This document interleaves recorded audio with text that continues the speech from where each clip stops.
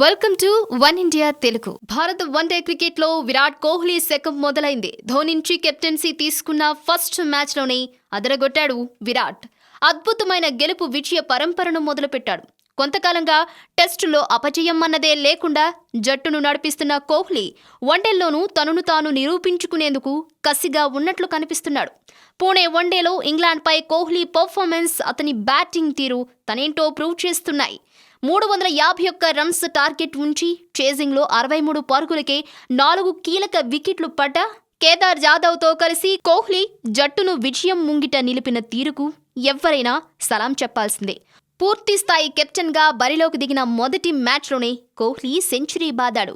కెప్టెన్గా మొదటి వన్డేలో తన కెరీర్లో 27వ సెంచరీ రికార్డ్ చేశాడు. చేసింగ్ కింగ్గా తనకున్న పేరును మరోసారి నిలబెట్టాడు విరాట్ కోహ్లీ. టీమిండియా 3 సార్లు 350కి పైగా పరుగుల లక్ష్యాన్ని సక్సెస్ఫుల్గా చేస్ చేసింది.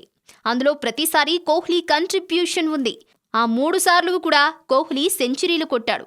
వన్డేలో కోహ్లీ మొత్తం 27 సెంచరీలు చేయగా అందులో చేసింగ్లో చేసినవే 17. ఈ ఫీట్తో సచిన్ టెండూల్కర్తో సమానంగా నిలిచాడు కోహ్లీ. చేసింగ్లో సచిన్ 17 సార్లు సెంచరీలు చేయగా అందులో 14 సార్లు ఇండియా గెలిచింది.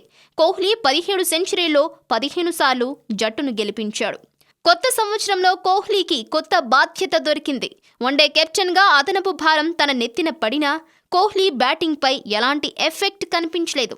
వైస్ కెప్టెన్గా ఉన్న నాటి ఊపుని ఫస్ట్ వన్డేలోనూ కంటిన్యూ చేశాడు కోహ్లీ. 122 రన్స్ చేసి అవుట్ అయినా అప్పటికే టీం సేఫ్ జోన్లోకి వెళ్ళింది. చివరిలో హార్దిక్, అశ్విన్ ఫినిషింగ్ టచ్ ఇచ్చారు. స్టార్టింగ్లో కొంతకాలం అదరగొట్టి తర్వాత చప్పబడిపోయే సాంప్రదాయం గత భారత జట్టు కెప్టెన్లలో స్పష్టమైంది. కానీ దానిని కోహ్లీ బ్రేక్ చేస్తాడని అభిమానులు బలంగా నమ్ముతున్నారు. Thanks for watching one India Telugu. For more details please subscribe one India Telugu. Don't forget, share and like. Thank you.